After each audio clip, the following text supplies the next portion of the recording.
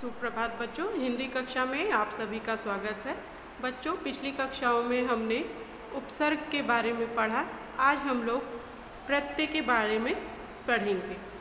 प्रत्यय जो शब्दांश शब्दों के अंत में लगकर उनके अर्थ में परिवर्तन ला देते हैं, प्रत्यय कहलाते हैं। तो ऐसे शब्दांश जो शब्दों के अंत में लगकर उनके अर्थ में परिवर्तन लाते हैं, उन्हें क्या कहते हैं? प्रत्यय कहते हैं। पिछली कक्षा में आप लोगों ने उपसर्ग के बारे में पढ़ा। उपसर्ग जो किसी शब्द के प्रारंभ में लगते हैं, शुरू में लगते हैं, वो उपसर्ग होते हैं। और जो शब्दांश किसी शब्द के अंत में लगकर उसके अर्थ में परिवर्तन ला देते हैं, उसे प्रत्यय कहते हैं। अब प्रत्यय जो हैं वो दो प्रकार के होते हैं, कर्तृ प्रत्यय और तद्धित प्रत्यय। कौन कौन से होते हैं? पहला कर्तृ प्रत्यय और दूसरा तद्धित प्रत्यय।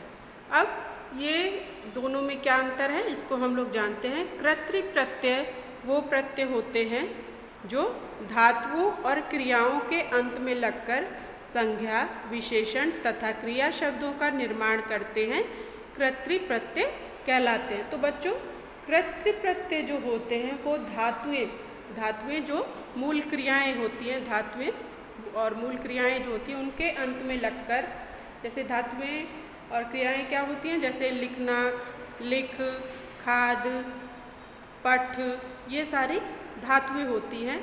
और क्रियाएं क्या होती हैं? लिखना, पढ़ना, बोलना, चलना, ये सारी क्रियाएं होती हैं। तो इनके अंत में जो शब्द लगकर संज्ञा और विशेषण और क्रिया शब्दों का निर्माण करते हैं, उन्हें कर्तृ प्रत्यय कहा जाता है। जैसे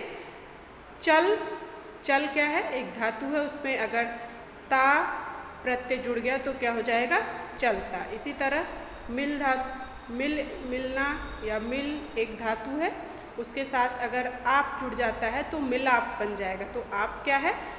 ये कर्तृ प्रत्यय। इसी तरह ता जो है वो भी कर्तृ प्रत्यय का उदाहरण है। कर्तृ प्रत्यय के और भी बहुत से उदाहरण आपकी पुस्तक में दिए हैं, उनको आप लोग पढ़ें और याद करें। अब हम लोग तद्धित प्रत्यय के बारे में जानते हैं। तद्धित प्रत्यय क्या होते हैं? अभी आप लोगों ने देखा जो क्रियाओं, धातुओं और क्रियाओं के अंत में लगते हैं वो कर्तृ प्रत्यय होते हैं। अब तद्धित प्रत्यय वो प्रत्यय होते हैं जो प्रत्यय संज्ञा, सर्वनाम और विशेषण अथवा अव्यय के अंत में लगकर नए शब्दों का निर्माण करते हैं, उन्हें तद्धित प्रत्यय कहते हैं। अब इसमें ये ध्यान देने वाली बात है बच्चों, जो तद्धित प्रत्यय होता है वो संज्ञा, सर्वनाम, विशेषण और अव्यय शब्दों के बाद लगते हैं, जबकि कर्तृ प्रत्यय जो होते हैं वो धातुओं और क्रियाओं के अंत में लगते हैं। तो जो तद्धित प्रत्यय जो प्रत्यय संज्ञा, सर्वनाम और विशेषण या अव्यय के अंत में लगकर नए शब्दों का निर्माण करते हैं, उन्हें तद्धित प्रत्यय कहते हैं। जैसे एक उदाहरण हम लोग देखते हैं, टोपी क्या है? एक संज्ञा शब्द है, उसके साथ अगर वाला प्रत्यय जुड़ गया तो टोपी वाला हो गया। तो टोपी वाला जो है वो तद्धित प्रत्यय का उदाहरण है। बच्चों, आपकी पाठ्य पुस्तक में बहुत से उदाहरण दिए हुए हैं, उनको आप लोग पढ़ेंगे, याद करेंगे और समझेंगे। आज के लिए इतना ही। धन्यवाद।